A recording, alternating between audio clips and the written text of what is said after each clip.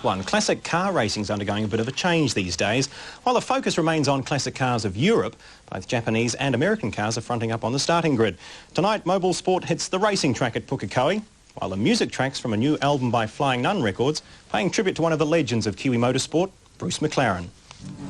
Classic and thoroughbred car racing harks back to the days of yore, the 60s and 70s, when unemployment happened somewhere else, and Japanese cars were never driven by those with an appreciation of fine automotive engineering. It could be just quaint, but these people take their racing seriously and work the cars up to and beyond their limits. But for a handy spare and fast work, this mishap in an early minor race would have made the first big event of the day anyone's. As it is, Wayne and Bruce Anderson's 68 SS Camaro's likely to shoe in, with a 454 big block Chevy pushing out 650 horses and a top speed of over 160 miles an hour down the back straight. I'll be taking it quite easy, through the gears, easy off the turns, and we'll be circulating hopefully in front of the field, and out we'll go. We need to put the pace on. We'll crack it on at the end of the race rather than the beginning. The Pinepac Classic Saloons Enduro is 50 laps, with each car required to change drivers midway. They form up for a rolling start.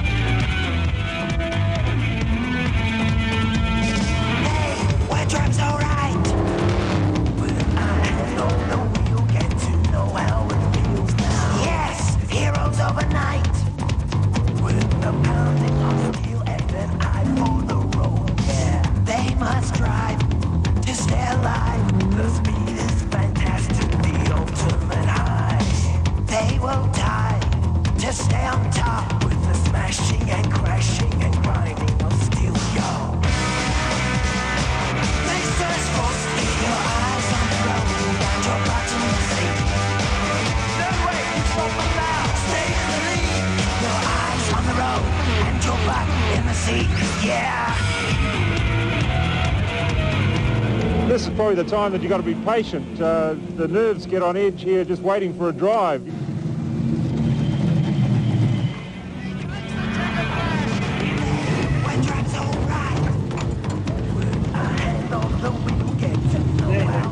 We opened up, just on a lap lead. So Bruce is out there now, and hopefully he can circulate for the next, 15, 16 laps and finish the race in front. Yeah, they must try to stay alive. The speed, the fantastic, the ultimate high.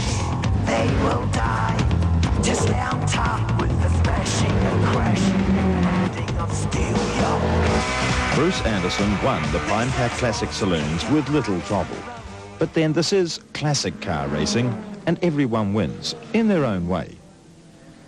Second of the big Pinepac Classic races was the Sports and GT Enduro. Owen Evans and Bill Farmer split their drive in a 1973 Porsche, a 2.7-litre RS Carrera. You don't normally have to shake the bubbles out of the fuel tanks in these. 50 laps is quite a long time, and what we've done is enlarge the fuel tank already. It's a bigger size fuel tank, so the handling characteristics of the car are going to be a little bit different than what we're used to. Be a bit more weight up front. The front of the grid as the field forms up is dominated by various Porsches and Ferraris. Pukekohe regularly sees more power, but it rarely sees such style and refinement.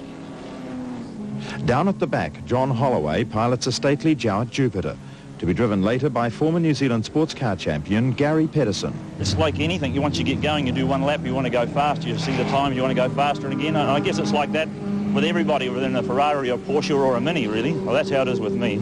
Owen Evans just held third with Ray Williams leading Stuart McCondach's Ferrari in what was looking to become a cracker of a race.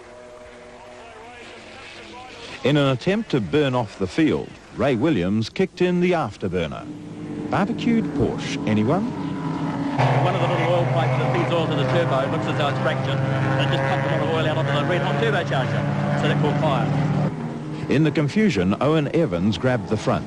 The Evans European team was ready for their midway changeover. It's only about 5 seconds ahead at the moment from the second driver, which is the Arkel team and the other RS.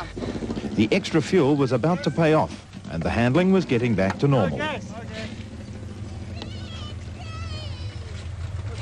But they needn't have hurried. see Dad? Did you? You did. An accident to Chris Watson in his Triumph TR5 halted the race. Watson, protected by his roll bar, escaped unhurt.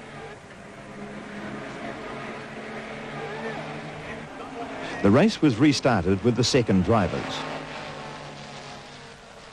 The winner would be found by adding the 2 heat times for each car.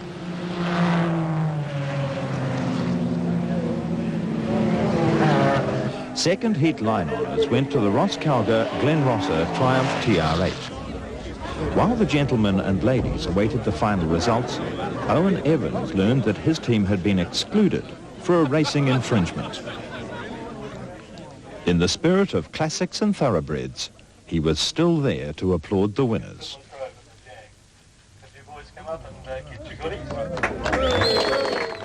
I say, chaps. Good skills by Ross and Glenn, of course, the winners of the classic car racing. Now, recently, Lou and I did the Ultimate Drive course at Pukekohe. We gave you a chance to win a course in both the North and the South Island worth about $350 each. The question was, who was leading the Australian Touring Car Championships? The answer is Jimmy Richards and the